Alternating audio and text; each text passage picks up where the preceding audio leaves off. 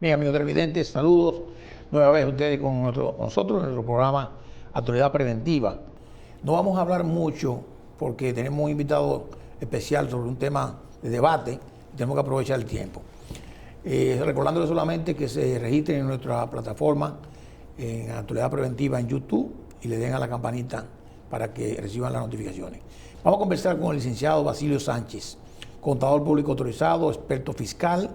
Fue presidente del Instituto de Contadores Públicos Autorizados de la República Dominicana y además socio director de su firma de contadores públicos y de consultores en la República Dominicana. SPA Consultores. SPA Consultores. Basilio, saludos, ¿cómo tú estás? Bien, Terrero, gracias por esta invitación de estar en tu programa Actualidad Preventiva para poder compartir con los amigos televidentes y los amigos que te siguen en las redes sociales, que son muchos, sí, sobre estos temas de interés. Sí, sí. Mira, Basilio, se ha hablado hace muchos años en la República Dominicana de que se requiere de una reforma fiscal. Yo diría prácticamente 20 años que está pendiente. Pero en el momento en que el presidente Medina llegó al poder, también se supone que se podía hacer la reforma y pasaron 8 años y no se hizo. Yo entendía que el presidente Abinader podía llevar la reforma en sus brazos cuando entró en el 2020.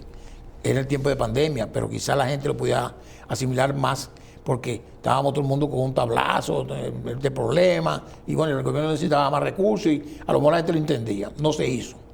Pero ahora sí el presidente está decidido a hacer su reforma fiscal. Y vamos a hablar más adelante sobre el informe del Fondo Monetario Internacional sobre este tema. Pero sin embargo, yo te pregunto a ti como experto fiscal, ¿real efectivamente el país necesita la reforma por un problema de que requiere más entrada para el tributo y además de que la tasa de que se tributa aquí está por debajo de los países latinoamericanos? ¿Eso es verdad? Mira, Terrero, hay varios puntos que deberíamos tocar con respecto al interés o a la necesidad de una reforma. Por ejemplo, si partimos de lo que es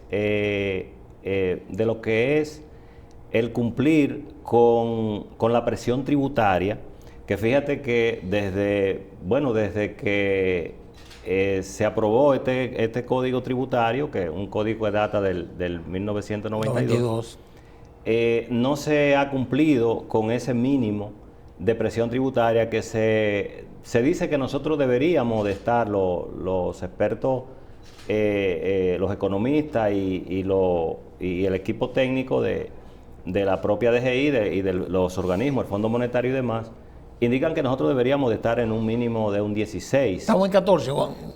No llegamos al 14. Pero entonces también hay un elemento en esa parte. Y es que debido a nuestro sistema tributario, fíjate que hay muchos sectores que sienten que la presión tributaria es un 40. Sí. Otros sienten que es un 30. Sí, porque suman también la seguridad social y todo eso. Es correcto. Entonces, diríamos que ese es un punto. Yo diría que el punto más neurálgico de la necesidad de una reforma es el déficit cuasi fiscal. Fíjate, el Banco Central. El Banco Central. De hecho, fíjate que el Banco Central ha tenido que emplearse a fondo para diseñar una serie de políticas, de política no monetaria, pero sí de autoblindaje para el propio banco. Y eso ha sido muy sano porque ha permitido poder estar hasta aquí con una estabilidad económica admirable. Y entonces entra el otro tema, que es el tema de la administración de los gobiernos de turno. Si vemos, por ejemplo, la población y los diferentes sectores están reaccionando con la cantidad de préstamos, por ejemplo, que este gobierno ha tomado en estos 4 años. Uh-huh. Y pareciera que estamos ya como al borde de esa necesidad de una reforma fiscal. O sea, es una de dos. O seguimos, endeudándonos de una manera, irracional, producto de que no tenga una reforma, uh-huh, o entonces nos sentamos a hablar de la reforma. hay un punto que sí, quizás es el que más nos debemos ocupar. Fíjate, primero todos los sectores coinciden en que hay que hacer la reforma. Sí. Pero hay muchos sectores que están pidiendo la reforma integral. Y yo no creo, Terrero, que el gobierno tenga tiempo por su apuro de necesidad de fondo. Tiene una urgencia. Tiene urgencia. O sea, yo no creo, o sea, no tengo la certeza que podamos sentarnos a discutir una reforma, ni siquiera integrar una reforma profunda. O sea que vendrá parte de nuevo dando más impuestos. De seguro que sí. Y fíjate que si nosotros observamos la estrategia porque el gobierno no ha iniciado su nuevo periodo. A partir de agosto estaríamos hablando diríamos, de un plan de acción o de un programa de gobierno nuevo. Claro, claro. Pero ¿qué ha sucedido en estos últimos meses? Fíjate que se lanzaron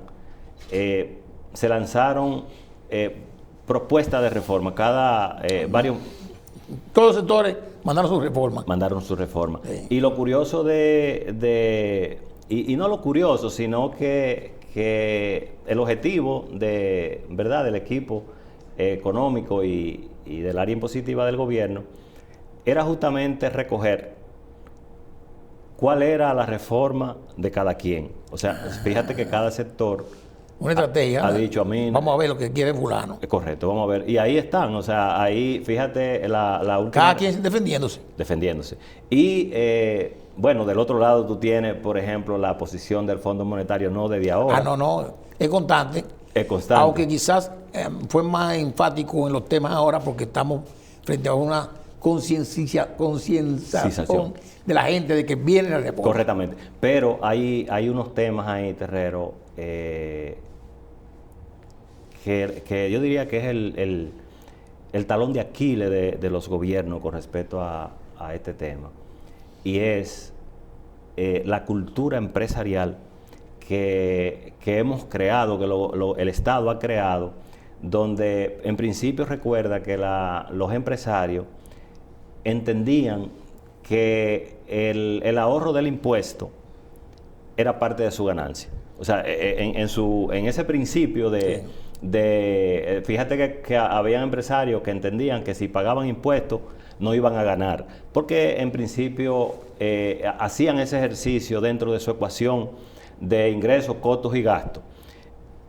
Sin embargo, venimos con un modelo de exenciones. Y fíjate que el fondo y todos los organismos multilaterales históricamente han atacado la cantidad de exenciones que tenemos. Pero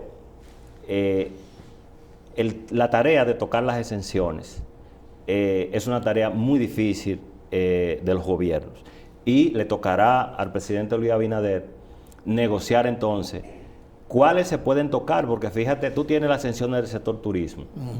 El gobierno está concentrado en seguir motorizando el sector turismo, pero parte de esa motorización son los beneficios que recibe todo el que está en el sector. Y que te exento, no pagan impuestos. No pagan impuestos. Y si te vas, por ejemplo, a Zona Franca, exacto, habría que ver entonces qué vamos a retocar de Zona Franca. Entonces, todavía el gobierno no ha puesto sobre la mesa ¿qué es lo que quiere hacer? ¿Qué es lo que quiere hacer? Ahora, si tú analizas, en días pasados se tiró, diríamos, la primera avanzada, maximizar la base del ITEVIS, grabar la generalidad de los productos. Y si tú te fijas, y ahí hay que tener cuidado con lo que otros no han hecho. Sí.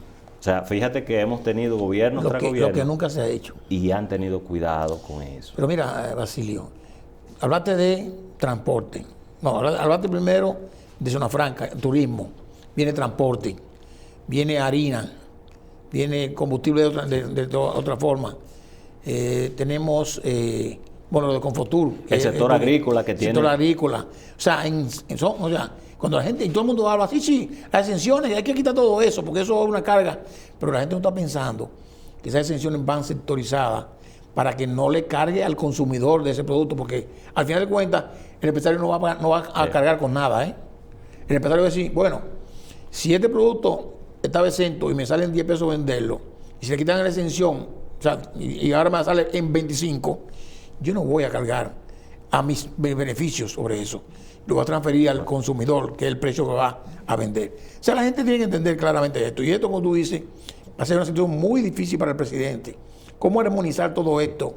Porque por eso te habla de reforma fiscal integral.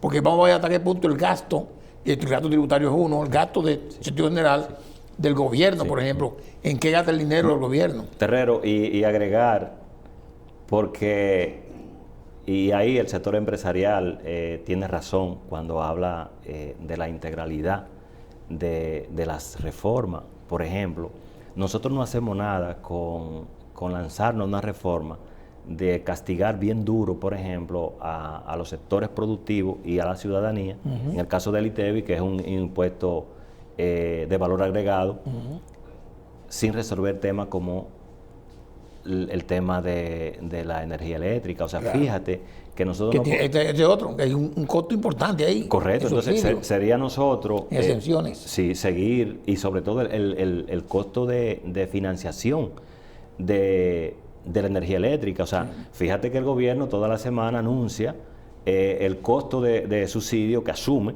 para no pasarlo a la población. Entonces, estaríamos nosotros frente a una reforma de castigar los sectores productivos para ir entonces a seguir subsidiando aquello. Entonces, eso sería un sinsentido porque es la de nunca acabar. Entonces, por eso, fíjate que se insiste tanto en que hablemos de reforma integral. Ahora, pero no se puede hablar de esa reforma integral, Terrero, si no tocamos la ley de seguridad social, el código laboral, porque es que nos hemos quedado a media. Fíjate que la ley de seguridad social plantea, por ejemplo, el seguro de desempleo y una serie de... Y nunca se ha puesto en práctica. Y nunca se ha puesto en práctica. Y del otro lado se está discutiendo ahora en la reforma del código el tema de la cesantía, que supuestamente es el impasse, que para mí, no debería de ser el elemento de discusión.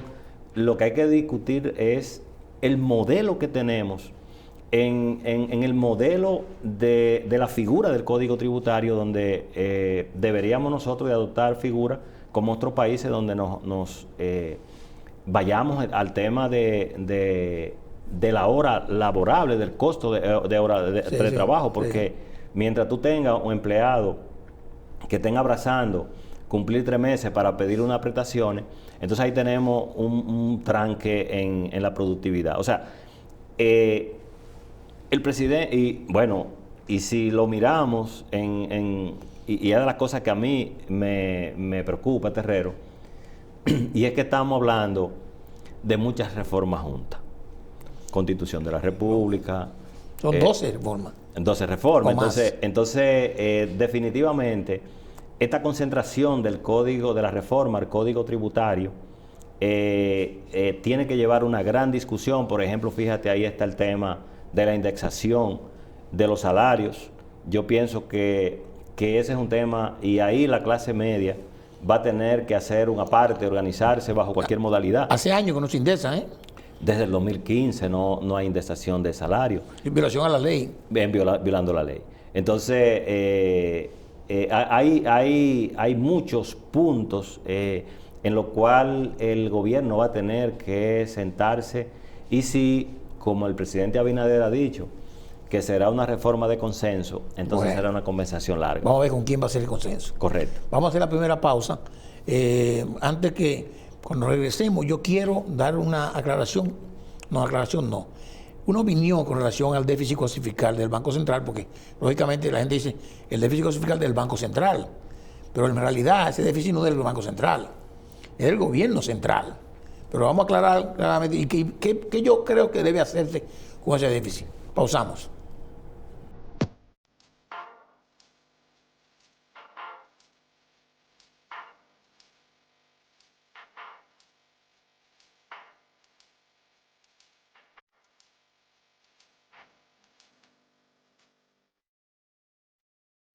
En la República Dominicana hay un grave problema en el tránsito. Tú eres parte del problema y puedes ser parte de la solución. Cuando llegues a la intersección, no cruces si no tienes espacio del otro lado donde quepas. Espera hasta que haya un espacio esperando por ti. Ayudas a reducir el tapón y serás parte de la solución.